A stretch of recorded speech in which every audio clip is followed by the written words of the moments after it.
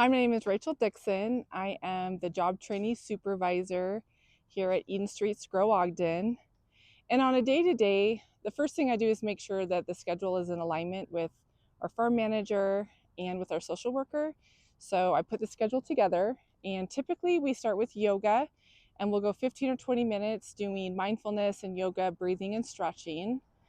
And then we move into what's called professional growth or professional training. Each one of our farm trainees has the ability to set a professional goal, and we provide skills for them throughout the week so that they can not only maintain employability here at Eden Streets, but can go on and get other jobs. So, for example, we've covered topics like communication, conflict resolution, resume building, interview skills, and goal setting, so that when our program ends, we know that our job is complete when our trainees can go on and be employable in other areas. So go ahead and tell me how trainees are hired, where they're recruited from, and then the interview and sort of hiring process. Okay. So, in terms of our how do we find our farm trainees? I feel like that's a complicated question sometimes because it's like, how does any employer find their employee? And we have a variety of different ways in which people can connect with us here at Grow Ogden. So, one of those is through Indeed. We posted a farm trainee position on Indeed, and many of our farm trainees came from submitting an application through Indeed.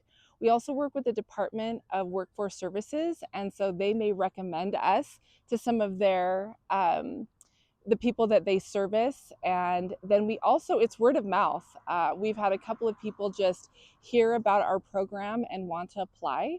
And we have a two-step process. So you can submit your application through like Indeed. And then we have an application where we find out a little bit more about each one of our applicants. And just to put it into context, this grow season alone, we had over 50 applicants for our program. And so there is definitely a need for this type of program in the community. And it was a very hard decision. We narrowed it down to 8 individuals. We interviewed 12, narrowed it down to 8, and then we moved forward with 6 farm trainees from there. And what did that process look like of narrowing it down from your 50 to 12 to 8 to 6? Yes. So the initial 50 through our application process was, did they submit an application through Indeed or through DWS? And then from there, I reached out to them with communication. If they responded back to me, then I was able to do a deeper dive into their application.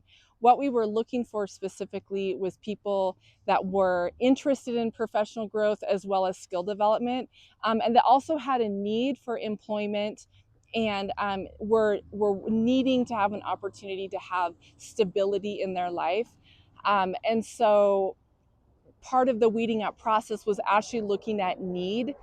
There were many people who were actually very qualified to work on our farm, but maybe their education or their need was not as high as some of our other trainees. And then in terms of the interview process, if the people that were applying had good communication and were willing to come in for an interview, that we had probably 30 people that I reached out to for communication, and probably only of those 30, half of them actually replied back to me.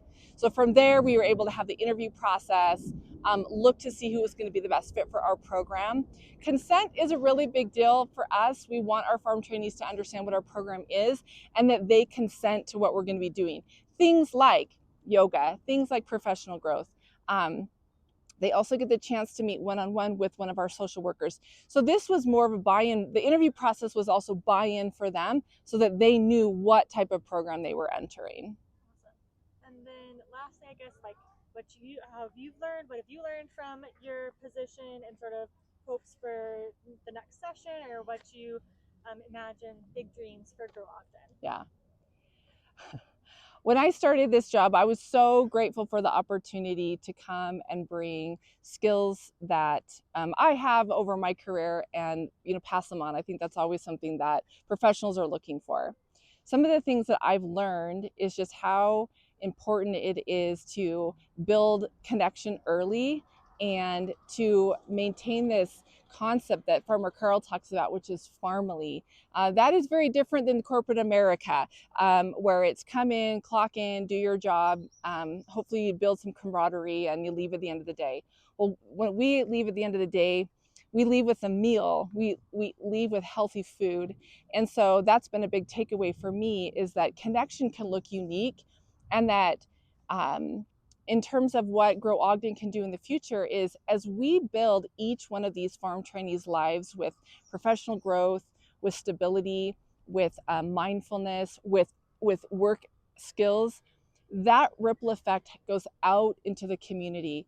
So even though we're working with, anywhere between maybe 6 to 10 people at a time, those 6 to 10 people go out and influence 6 or 10 more people and more people.